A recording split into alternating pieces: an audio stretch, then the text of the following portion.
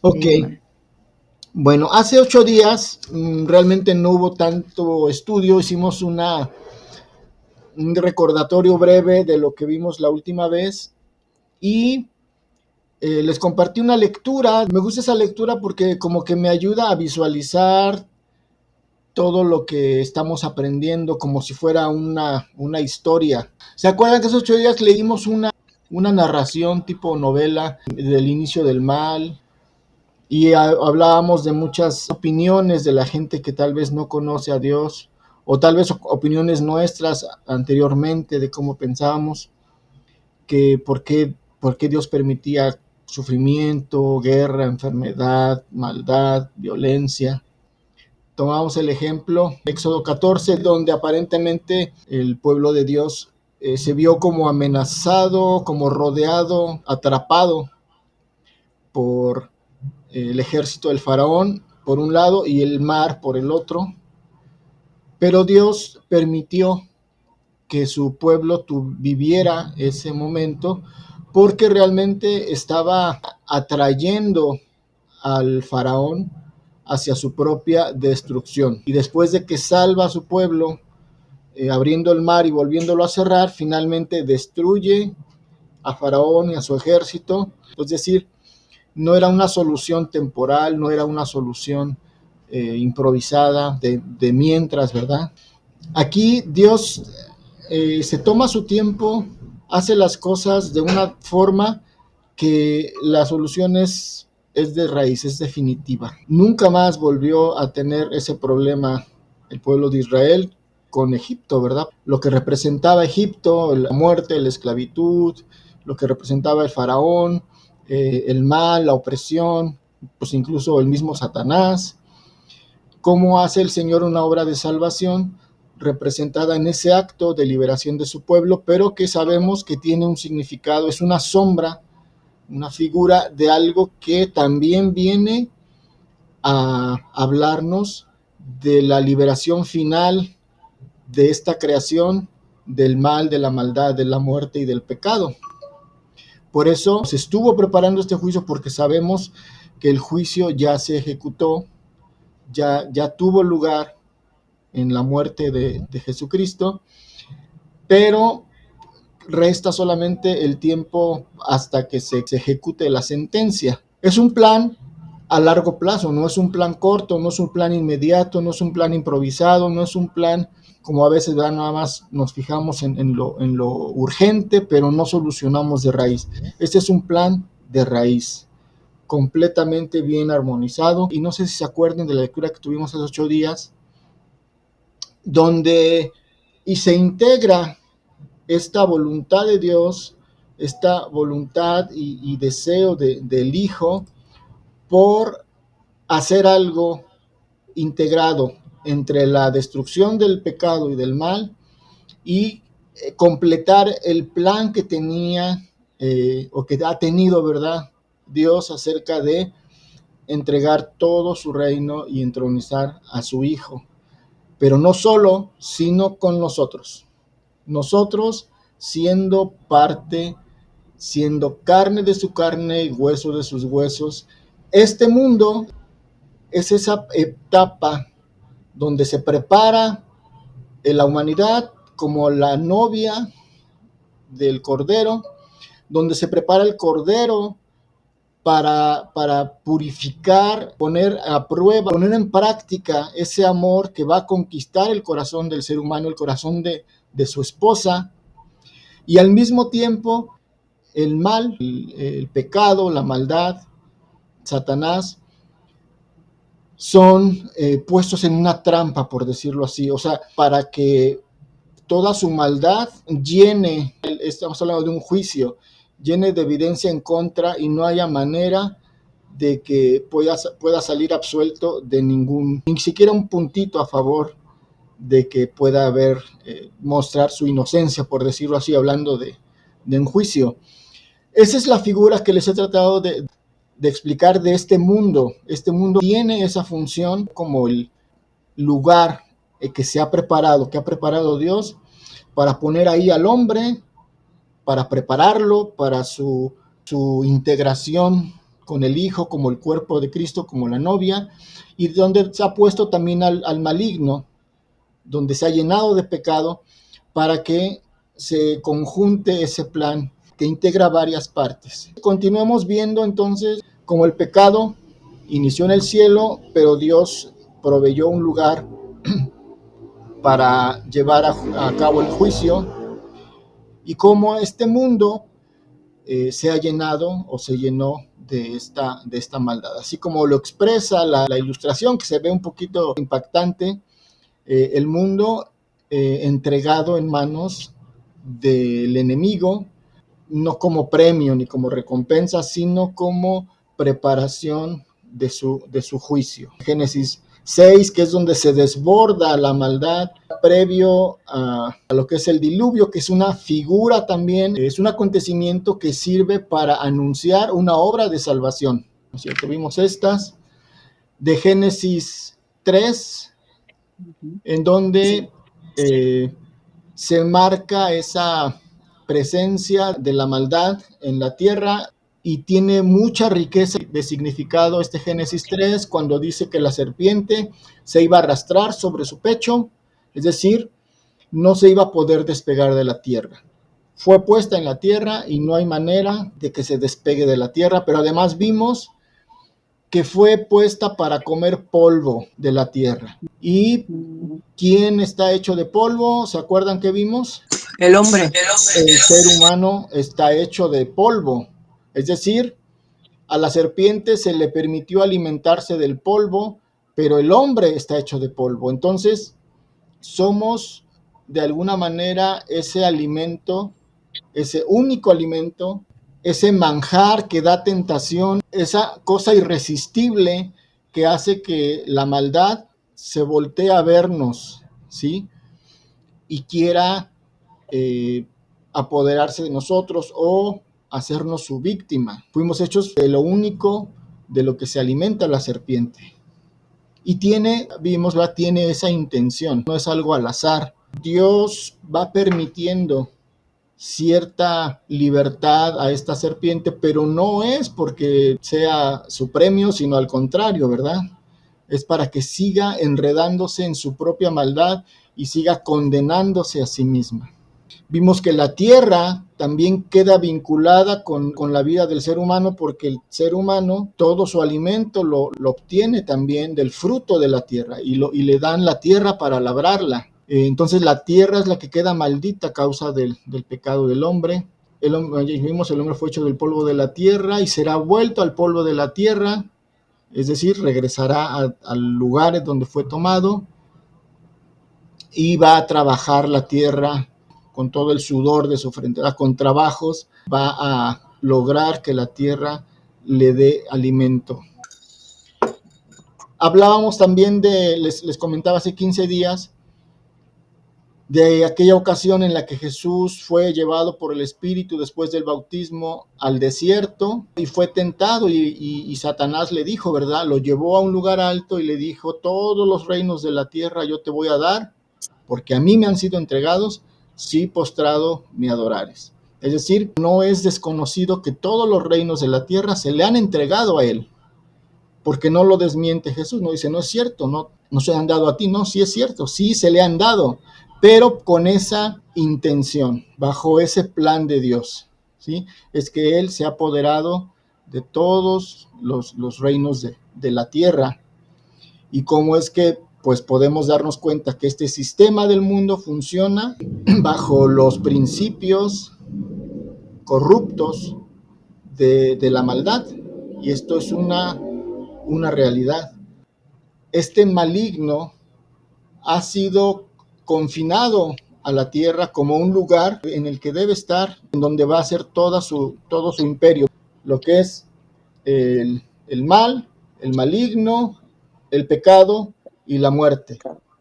Eso es lo que conforma el imperio de las tinieblas, y eso es lo que se ha establecido en este mundo de una manera, como lo vimos en Génesis 6, ¿verdad? La maldad se multiplicó, la violencia, y eso lo podemos seguir diciendo hasta nuestros días, ¿sí? Lucas 10:18 habla de un evento donde los discípulos regresan después de que los ha enviado de dos en dos, ¿verdad? A los 70 los envía y regresan contentos porque los demonios se les sujetaron, porque veían las maravillas que habían hecho. Y el Señor les dice, yo veía a Satanás caer del cielo como un rayo. Esta frase, aunque tiene varias posibles interpretaciones, está hablando de un aspecto atemporal. No solamente se refiere a ese momento en el que se sometían los demonios a los discípulos, a la autoridad de Cristo depositada en los discípulos, sino es un momento atemporal que habla tanto del pasado como de ese momento y un aspecto futuro, es decir, un hecho consolidado. Satanás cayendo por la autoridad de Dios, hecho prisionero aquí en la tierra, ¿sí? Caer del cielo a la tierra. Y este es su lugar en el que se le va a mostrar a través del ministerio de los discípulos la autoridad del Hijo. El poder y la fuerza de Satanás no se compara con la grandeza de Dios ni del poderío de su Hijo. Es decir, Satanás, por más odio que le tiene al Hijo por ocupar un lugar especial en el corazón del Padre, el lugar que quería para él mismo, no puede hacer nada. Él, como criatura, aunque sea una criatura poderosa, uno de sus principales criaturas que creó de belleza y de poder, él no puede hacer nada ni en contra de Dios ni en contra de su Hijo. No le alcanza el poder. Lo único que puede hacer es, frustrado, atacar aquello que aman ellos. ¿Y qué es lo que aman ellos?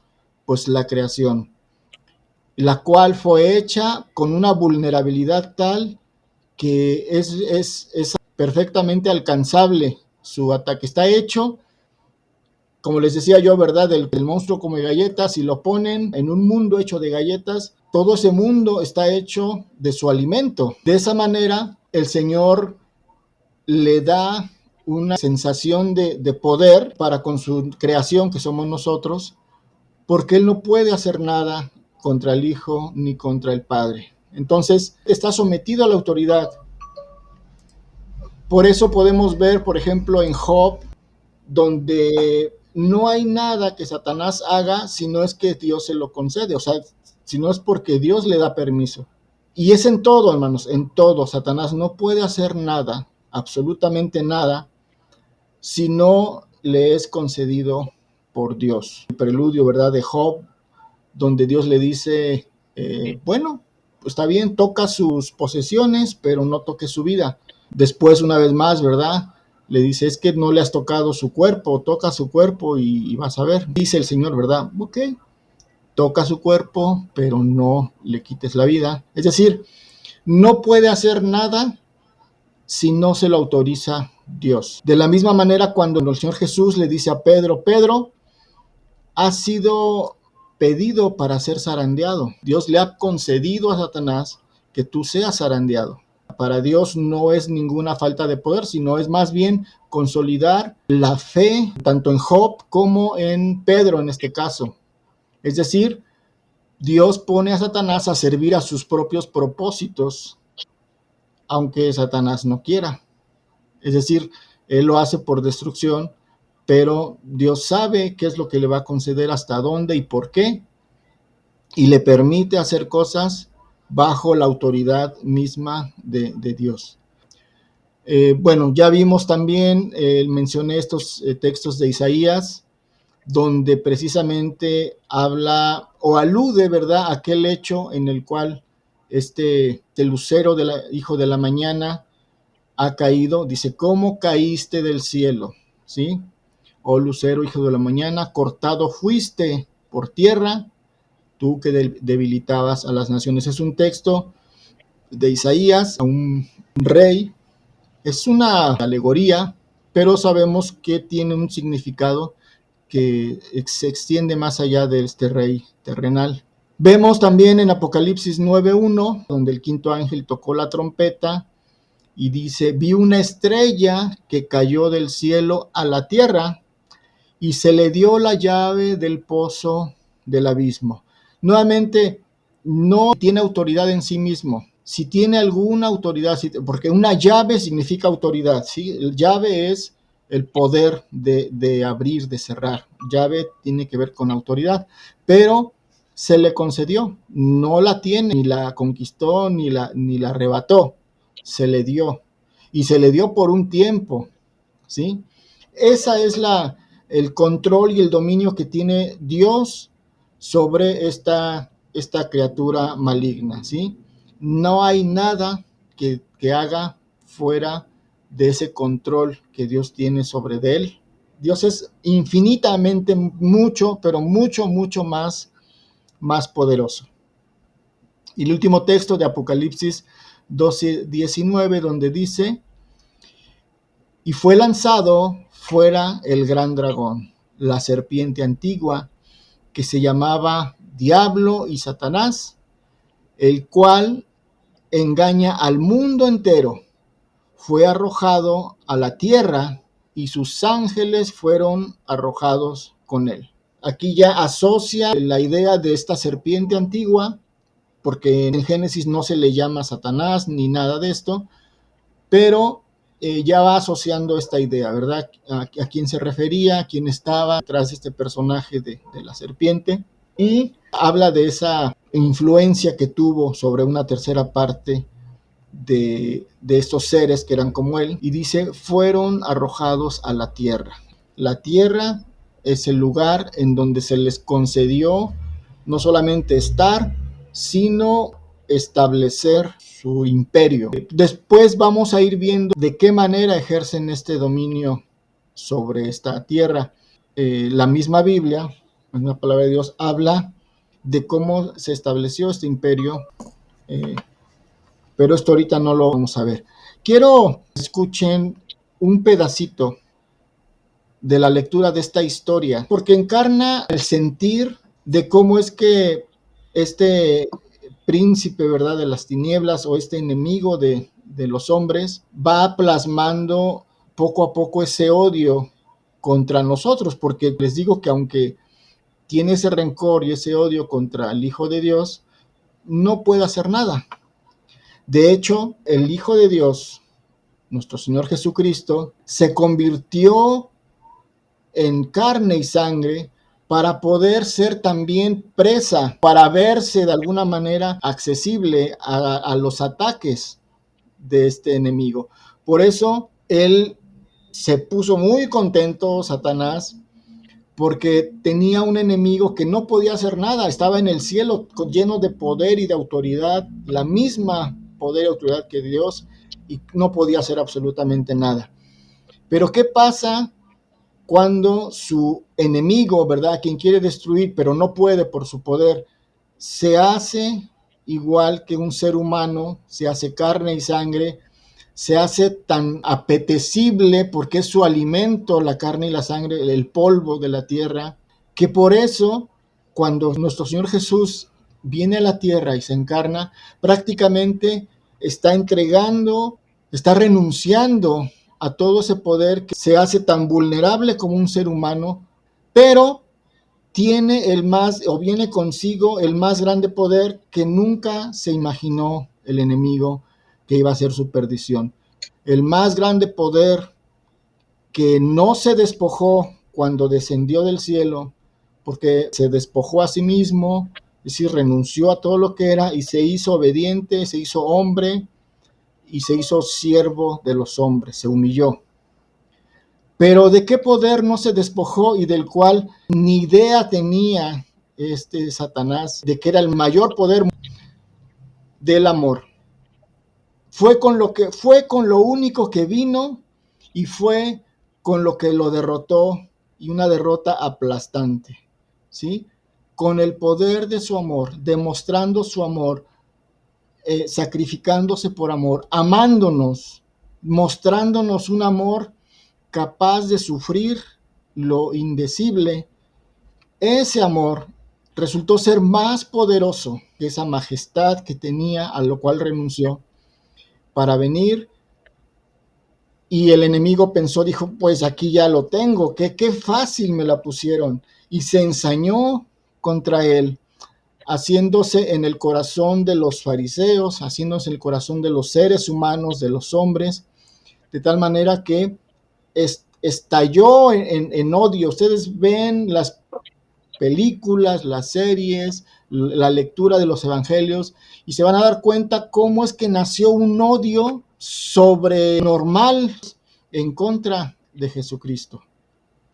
Era este odio encarnado de este enemigo puesto en el corazón de todos aquellos que, teniéndolo, ¿verdad?, enfrente, sin esa cubierta de divinidad, lo vieron como un ser humano y estallaron en odio contra él, al grado de que pues no solamente lo mataron, sino que lo humillaron, lo maltrataron, eh, pues le hicieron todo lo que nosotros ya sabemos. Y él no hizo nada. ¿Qué hizo? El poder de su amor es el que, sin darse cuenta el maligno, ¿verdad?, era el poder más grande y con el cual lo derrotó.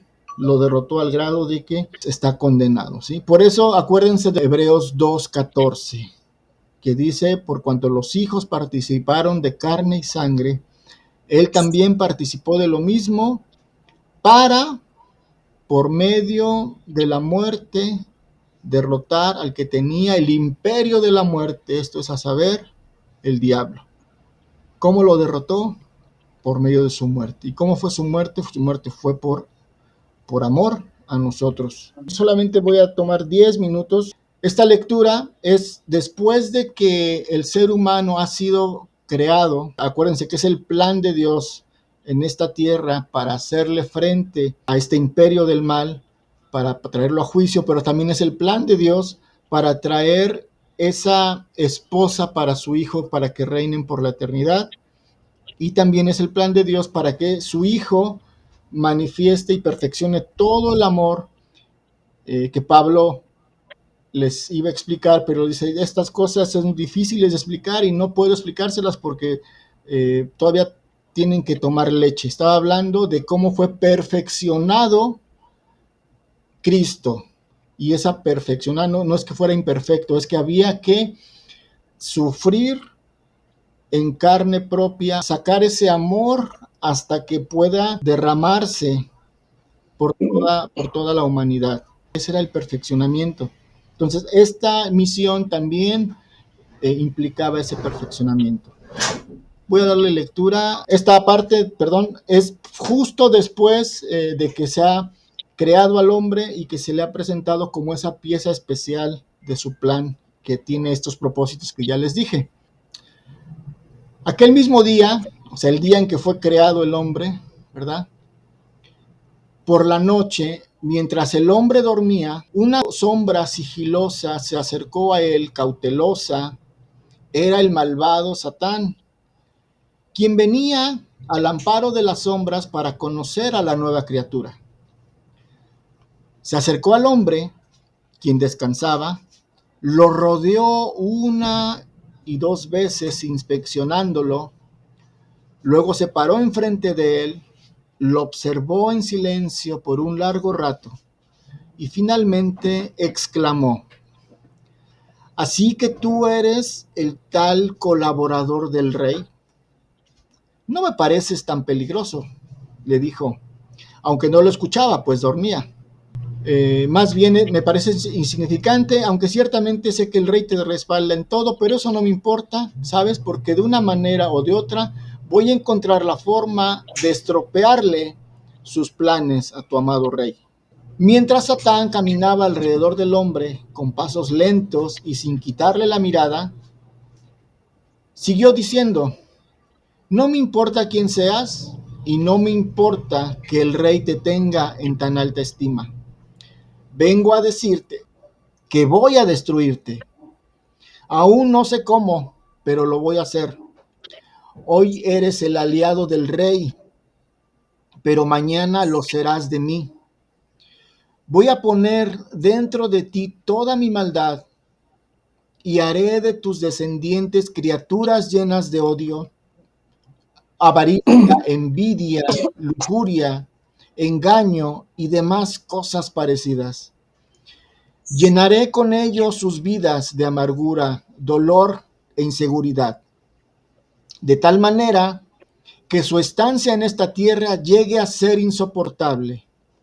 Unos a otros se aborrecerán, se engañarán, se lastimarán, se matarán incluso. Haré que se destruyan a sí mismos, no tendrán nunca paz que perdure y jamás llegarán a ser verdaderamente hermanos. Haré que dejen de creer en su rey y jamás verán realizada esa unión que el rey pretende lograr entre ustedes y su hijo. Satán se arrodilló para estar más cerca del recién creado, luego acercó el rostro a su oído y como si éste pudiera escuchar, le dijo en un susurro: escúchame bien, hombre insignificante, el rey te hizo como colaborador para destruirme, pero no te hagas ilusiones, porque vas a terminar colaborando contigo y al final, seré yo quien te destruya a ti. Dicho esto, se fue. Voy a dejar hasta aquí la lectura, mis hermanos. Quiero no robarles más espacio.